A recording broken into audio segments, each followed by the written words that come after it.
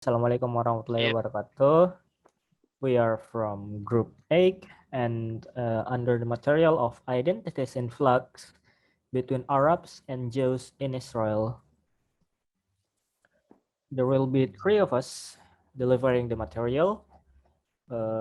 Start from Muhammad Ikram Iqbatullah, continued with Adal Mutmainas Syam, and lastly, it will be finished by myself, Muhammad Surya Saputra.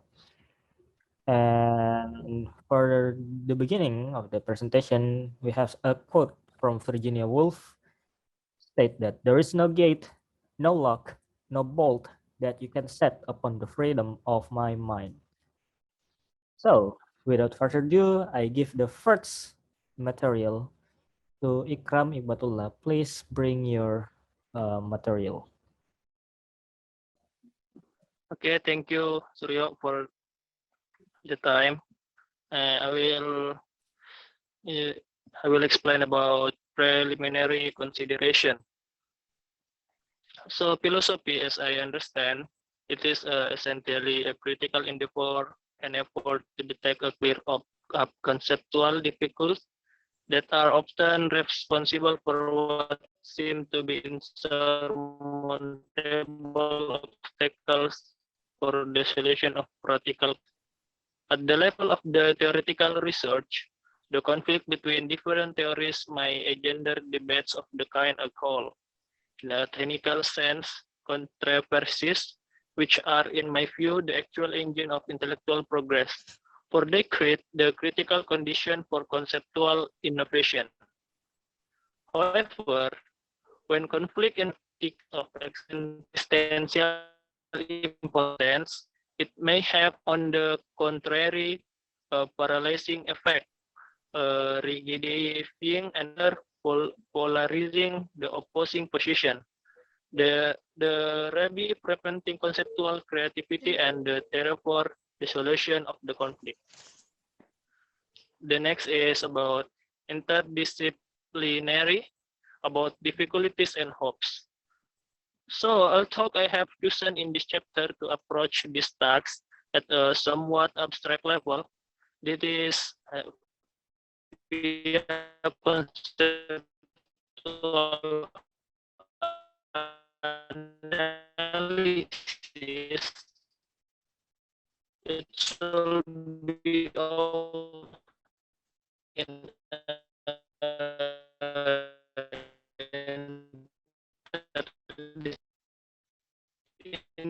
team bootlegs of the critical. I think that's from me.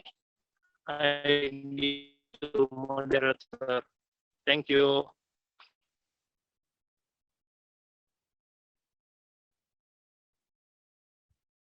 Okay, thank you for Ikram Iqbatullah for the material. And the next will be delivered by Adelia Nur Mutmainas Syam. Okay, thank you for the time. I will explain about dichotomies and beyond. The position presented in our discussion were framed in terms of dichotomous categories, universalism versus particularism. I will explain little about universalism versus particularism. Universalism is the belief that ideas and practices can be applied everywhere without modification, while particularism is the belief that circumstances dictate how ideas and practices should be applied. And then the second is democracy versus ethnicity. Ethnic democracy is a political system that combines a structured ethnic dominance with democratic, political, and civil rights for all. Both the dominant ethnic group and minority ethnic groups have citizenship and are able to fully participate in the political process. The third is trust and suspicion, Israelization versus Palestination, identification versus identity, cultivation of difference versus assimilation, equality versus discrimination, strategic versus tactical goals. On the basis of such dichotomies and the dilemmas, they engender violent confrontation appear sometimes to be the only possibility ahead. And The next material is how to conceptualize identity. The example is I believe, illustrative of the whole set of key concepts we have been employing in this discussion. I have deliberately chosen the concept of identity, one of the most emotionally laden of the lot, because even if my analysis is incorrect, it might perhaps help to deflate a bit the emotional charge of this term. I think that's all. For me, I give it back to Suryo. Thank you.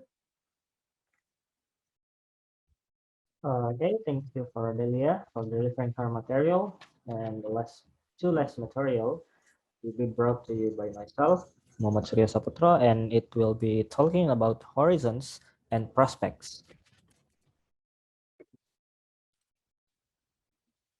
Okay, let's suppose we are right about the nature of concepts of identity and other concepts that have played a role in our discussions.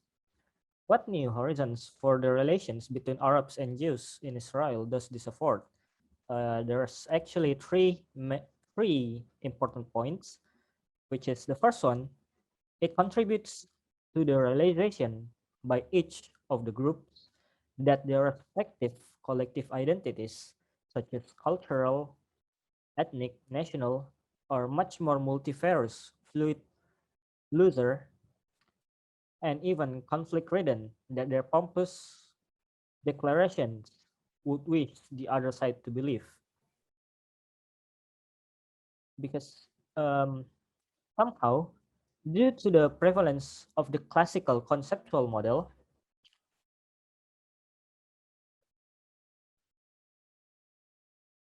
capable of overcoming these superficial divergences, they calls for unity on both sides, and that tend to sustain on this belief. The second material is such a change in perception may reduce the feeling which exists on both sides, being threatened by the other side.